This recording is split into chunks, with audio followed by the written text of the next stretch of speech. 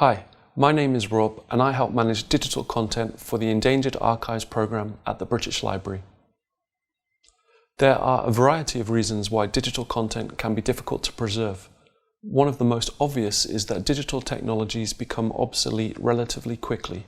Technological obsolescence is one consequence of the current speed of technological change, and it is showing no sign of slowing down. Since the late 1980s, options for digital storage have changed a lot. We have moved from the era of floppy disks through optical media like CDs and DVDs to SD cards and USB devices available nowadays, including memory sticks and external hard drives. These can hold absolutely massive amounts of digital content. If we also consider the use of third-party or cloud storage systems, another level of complexity is added when we think about the long-term accessibility of digital files. This has an impact on hardware, operating systems, software, file formats, storage, and access methods.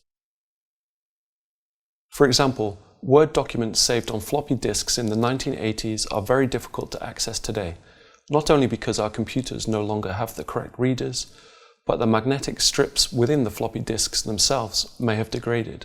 Another obstacle is that the original word processing software may no longer be available, and so the text file on the floppy disk can't be opened in the way it was originally intended.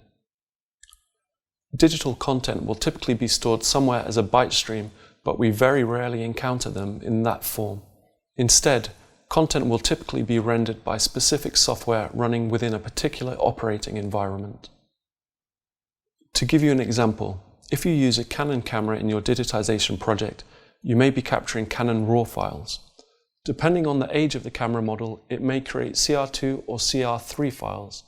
This difference may cause issues if you're using old imaging processing software that cannot support CR3 files. Some of those concerns can be addressed by the consistent use of documented or standard file formats, but it is still likely that to fully understand a piece of digital content, you may need to access it via multiple programs and in many formats. A good understanding of these obstacles can help you make decisions about your own digital preservation strategies.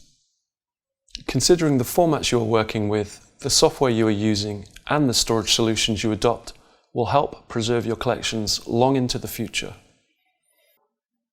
This tutorial is part of our online video series covering digitization, digital preservation, and conservation for the Endangered Archives programme. Please feel free to explore these resources at eap.bl.uk/training-videos.